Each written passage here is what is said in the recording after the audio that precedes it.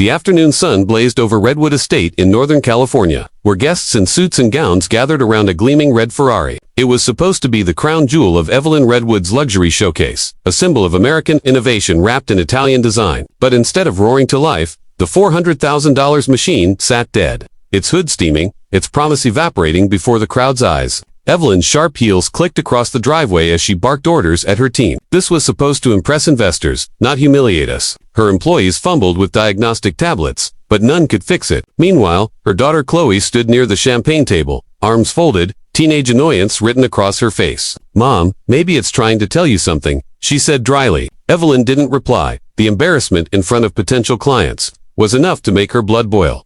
The investors murmured among themselves, pretending to sip their wine while exchanging judgmental glances. Cameras that were meant to film the car's debut now focused on the smoke curling from its hood. Evelyn could feel the weight of every lens, every whisper. She'd built Redwood Motors after her husband's death from scratch, and now one malfunction threatened her credibility. "Where's Ferrari's technician?" she demanded. "On the way, ma'am," someone stammered. "Not good enough," she hissed. Chloe tugged her sleeve gently. "Mom, maybe it's not a big deal." Evelyn snapped. "Everything is a big deal when your name is on it."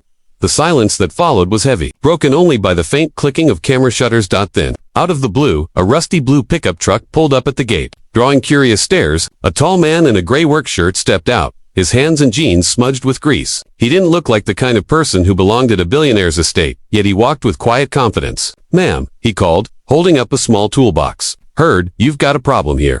Evelyn turned slowly, squinting in disbelief. "Who are you?" The man smiled faintly. "Name's Mason Reed. I was called in by your maintenance crew. Said they needed a second opinion." The crowd tittered. Evelyn's lead engineer whispered, "He's a freelance mechanic from upstate, not factory certified." Evelyn raised a brow. "Perfect. A backyard mechanic for a luxury disaster." The guests chuckled, some openly. Chloe, embarrassed by the attention, muttered, "Mom, just let him try." Evelyn crossed her arms, her voice cutting through the murmurs. "You're not from Ferrari's tech team." Mason met her gaze without flinching. "No, ma'am, but I fix things they give up on." A few guests gasped quietly at his confidence. Evelyn, never one to back down from a challenge, smirked. "Fine, you fix this, I'll pay you double what they offered."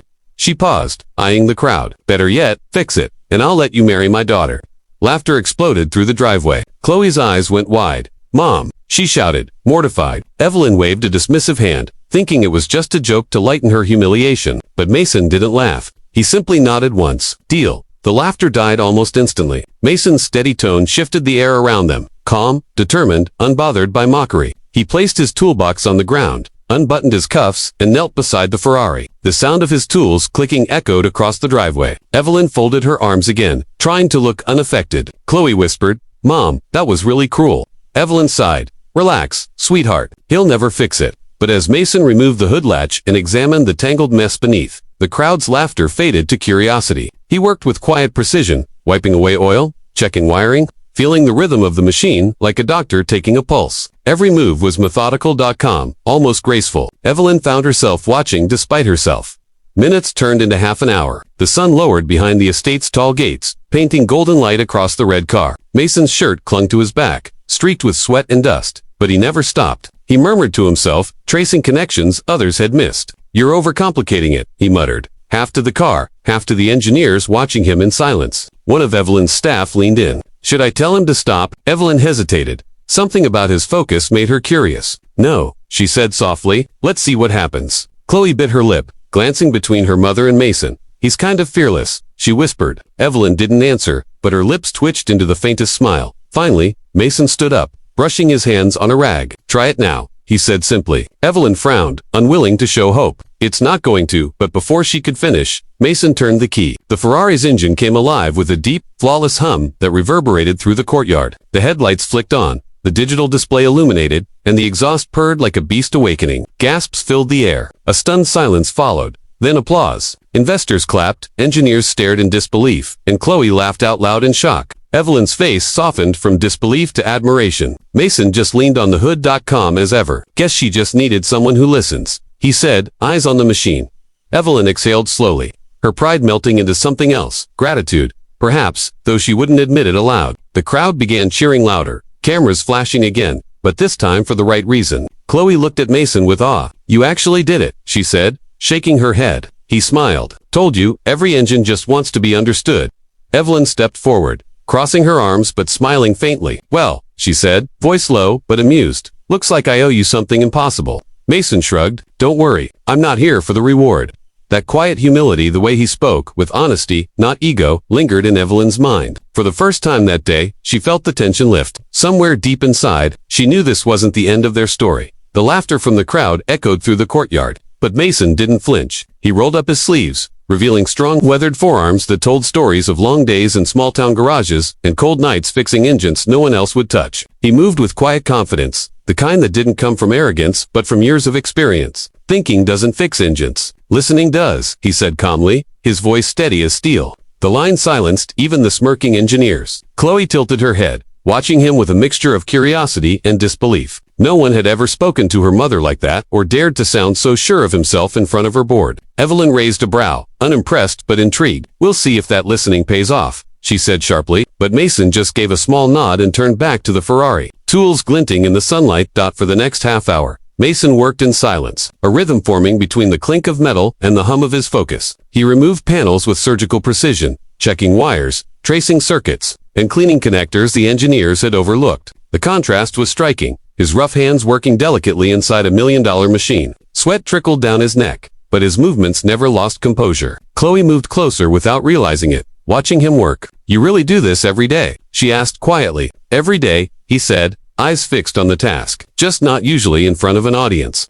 She laughed softly, her earlier irritation fading. There was something magnetic about his calm, something honest that didn't fit in her world of polished glass and luxury. Evelyn stood near the investors, arms folded, her expression a mix of skepticism and curiosity. "If he pulls this off, I'll eat my own car keys," she muttered to her assistant. But even she couldn't deny the skill in his movements. Mason wasn't fumbling, he was diagnosing with intuition, understanding each mechanical heartbeat of the Ferrari like it was alive. "Looks like he's done this before," one investor whispered. Evelyn ignored the comment, but her mind was already racing. Her company had just lost a senior engineer 2 weeks ago. If this man was as good as he seemed, well, she'd think about that later. For now, she watched him, trying not to show how his quiet confidence unsettled her.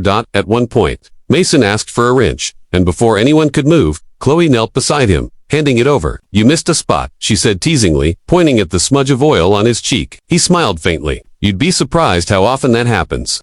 For the first time all day, Chloe laughed, genuinely. Evelyn noticed, raising an eyebrow. It had been months since she'd seen her daughter smile like that.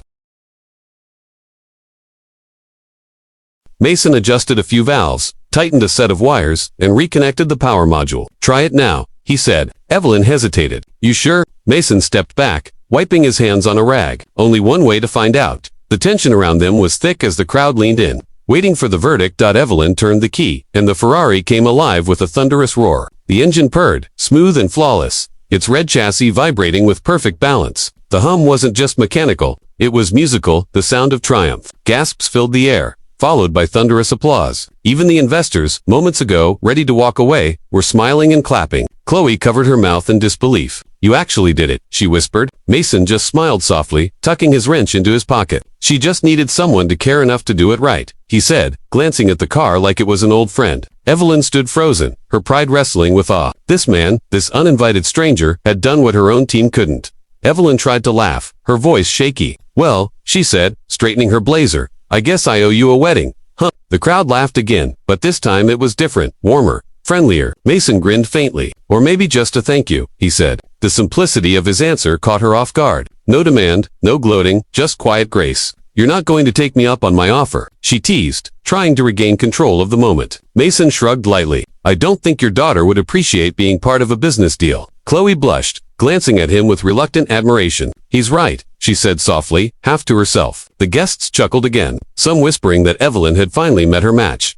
As the crowd began to disperse, Mason started packing up his tools. Evelyn approached him, her tone, now different, softer, curious. "You could have walked away. You know, I wouldn't have blamed you after the joke I made." Mason smiled, tightening the latch on his toolbox. "Ma'am, I don't walk away from something that's worth fixing, even if it's just pride." That line hit her harder than she expected. Pride. It was something she knew too well. For a moment, neither of them spoke. Chloe shifted uncomfortably, glancing between them, sensing something unspoken in the air. Evelyn cleared her throat. "You're quite something, Mr. Reed."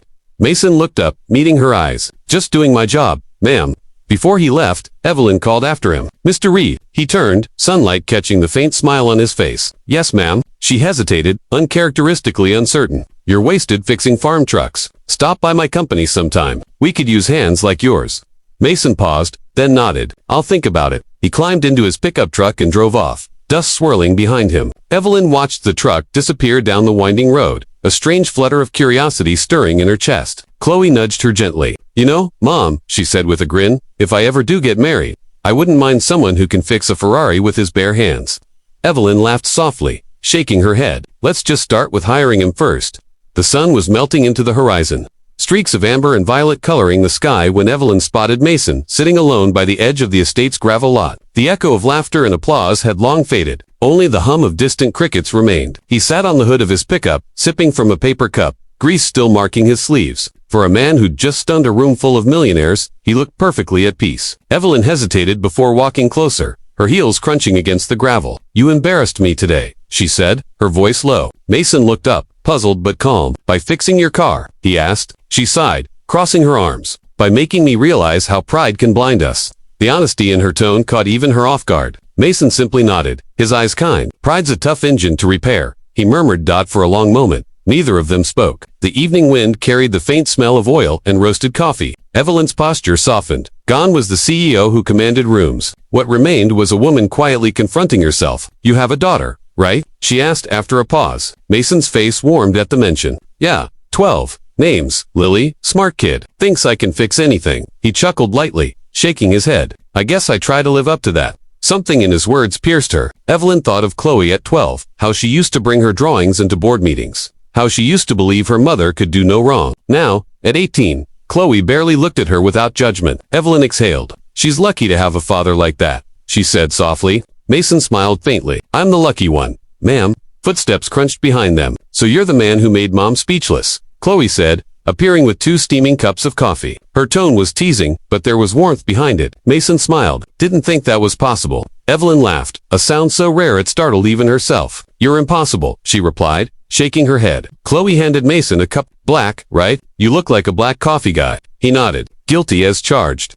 For a few quiet minutes, they simply stood there, 3 people from entirely different worlds, sharing coffee as dusk settled around them. The air felt lighter, unguarded. Evelyn caught herself smiling, realizing how long it had been since something felt this simple. Chloe leaned against the truck, curiosity lighting her eyes. "So, Mr. Reed, do you fix Ferraris for a living?" Mason laughed softly. "Not quite. Mostly pickup trucks, tractors, and the occasional stubborn lawnmower." Chloe grinned. "Well, today you made Mom's $1 million engineers look like amateurs." Mason raised an eyebrow. "Guess I just got lucky." "That wasn't luck," Evelyn interrupted quietly. "That was care." Her tone had changed. Genuine respect, not performance. Mason glanced at her, surprised. "Care's cheap," he said humbly. "Most people just forget to use it." That simple truth hit both women harder than he realized. Chloe looked at her mother, wondering if he was talking about more than cars. Evelyn swallowed, saying nothing. For the first time in years, she felt seen, not as a CEO or a boss, but as a person who'd stopped caring somewhere along the way. "Where's your daughter tonight?" Chloe asked after a while. Mason smiled, looking off toward the road. "With my neighbor. I told her I'd be back before bedtime, but she knows when I get lost fixing something, I lose track of time." "Sounds like someone I know," Chloe teased, glancing at her mother. Evelyn rolled her eyes but smiled. "Guilty," she admitted. Mason chuckled. "We all get caught up in what we're good at, and sometimes forget who we're doing it for," he added more quietly. Evelyn turned to him sharply, struck again by how easily he could say what others spent years hiding behind. "You talk like someone who's been through a lot," she said softly. He shrugged. "Enough to know people break easier than cars." That line lingered in the evening air like smoke, raw and true. As the streetlights flickered on, Chloe climbed into the truck bed, stretching her legs. "You know, Mom," she said, gazing at the stars, "maybe we should hire him." Evelyn smirked. "For what?" "Teaching my engineers humility." Chloe laughed. "For teaching us both something better." Evelyn glanced at her daughter, noticing how open her face looked. No rebellion, no resentment. Mason leaned back on the hood, watching the faint smile between mother and daughter. "You two have something special," he said quietly. "Don't lose it." Evelyn looked at him with a strange ache in her chest. "We already did," she whispered. He met her gaze, steady and kind. "Then fix it." Before it's too late, she didn't respond, just stared at the man who could fix a Ferrari, yet somehow spoke like he could repair hearts too. The night grew cooler, and Evelyn finally said, "You should get home. Your daughter's waiting." Mason nodded. "You're right. She gets worried if I'm late." He finished his coffee and stood. Chloe hopped down from the truck, brushing off her jeans. "Will we see you again?" she asked, her tone hopeful. Mason smiled. "Maybe, if your mom doesn't fire me for embarrassing her." Evelyn laughed softly. "On the contrary, I might just offer you a job." Mason blinked, half joking. "You're serious?" "Dead serious," she said, surprising even herself. "Come by my office tomorrow. We'll talk." He nodded, tipping his head politely. "I'll think about it." And just like that, he walked off into the night, his pickup's taillights fading into the dark. When the sound of his engine finally disappeared, Evelyn stood in silence, staring down the road. Chloe nudged her arm. "You really mean to hire him?" Evelyn smiled faintly. "Maybe I just need someone around who remembers what honesty sounds like." Chloe grinned. "Or maybe you just like him." Evelyn laughed under her breath. "He fixed my car, Chloe, not my heart." "Not yet," Chloe teased, and walked ahead toward the house. Evelyn lingered for a moment longer, the cool night air brushing against her face. Somewhere deep down, she knew Chloe wasn't entirely wrong. Mason Reed had entered her world like a mechanic fixing a broken engine, quietly, unexpectedly, and now, without meaning to, he'd started something neither of them could ignore. A week passed since the day Mason Reed had turned heads at the Redwood estate. He'd gone back to his quiet life in his small-town garage, the smell of oil, the hum of engines, and the sound of country radio filling his days. But something felt different. Every time he wiped his hands on a rag, he thought of that fiery red Ferrari and the woman who'd offered him an impossible deal. Evelyn Redwood had stirred something in him, respect, curiosity, maybe even a spark he wasn't ready to name. So when his phone rang one Thursday morning, and the voice on the other end said, "This is Redwood Motors. Ms. Redwood would like to see you." Mason froze, his heart thudding. "You sure you've got the right guy?" he asked. The receptionist chuckled. She was pretty clear. "Sir," she said, "the man who fixed what my team couldn't." When Mason pulled up to Redwood Motors headquarters, the difference between worlds struck him again. His dented pickup looked like an antique among the sleek cars in the executive lot. He brushed dust off his jeans, tugged his cleanest shirt into place, and stepped inside the glass building. The receptionist smiled knowingly, her tone almost teasing. "Ms. Redwood is expecting you." Mason followed her through polished marble halls lined with framed photos of Evelyn's accomplishments, awards, magazine covers, her standing beside governors and CEOs. For a moment, he wondered what he was doing there, but then he remembered his father's words. "Doesn't matter whose door you walk through, just walk in honest." Inside the office, sunlight poured through tall windows, catching the gleam of steel and glass. Evelyn stood near her desk, poised but smiling, and beside her, Chloe leaned casually against the edge of a chair, that same mischievous glint in her eyes. "Mr. Reed," Evelyn greeted, her voice warm this time, not condescending, not guarded. "You fixed more than a car that day. You reminded me what passion looks like." She reached across her desk and slid a sleek folder toward him. "This is a contract," she said. Mason picked it up, brow furrowed. "A contract?" Evelyn nodded. "Lead engineer, Innovation Division." Mason blinked, completely thrown. "You're offering me a job." "A job," she replied softly, "and maybe a new start." Chloe grinned. "Told you, Mom doesn't make empty promises." Mason took a deep breath, flipping through the pages. The salary, benefits, and position all screamed a life far removed from his small-town garage. This is more than generous," he said slowly. Evelyn's eyes softened. "It's fair," she replied. "You saw what no one else did. You fixed what my entire team overlooked. I need people like that, people who care more about truth than titles." He met her gaze, and for a moment, the air between them thickened with unspoken understanding. Chloe broke the silence with a grin. "So, are you brave enough to take it?" Mason smiled faintly. "Brave enough for the job. Maybe the dinner, though, that's another story." Evelyn laughed, a sound that filled the room like music. "Then we'll start with the job," she said, extending her hand. He shook it firmly as they talked through the contract details. Evelyn couldn't help stealing glances at him, at his steady posture, his unpolished honesty. He wasn't like the men she worked with daily, the ones who smiled too much and cared too little. Mason's presence reminded her of simpler times before her husband's death, before success hardened her edges. Chloe, watching the silent exchange, smirked to herself. When Mason finally signed the papers, Evelyn leaned forward slightly. "Welcome to Redwood Motors, Mr. Reed." He smiled, setting down the pen. "Thank you, ma'am. I'll do my best not to embarrass your team again." She chuckled. "Please do, they need it." It was light, comfortable, genuine, the kind of banter that felt natural. Later, as Mason prepared to leave, Evelyn walked him to the door. "There's something else," she said softly. "That day at the estate, when I made that ridiculous bet about my daughter, I didn't mean to humiliate you." Mason tilted his head. "You didn't, maybe not," she replied, "but I humiliated myself. You showed me what humility really looks like." He smiled. "Ma'am, all I did was fix a car." "No," she said, her voice gentler now. "You fixed my perspective."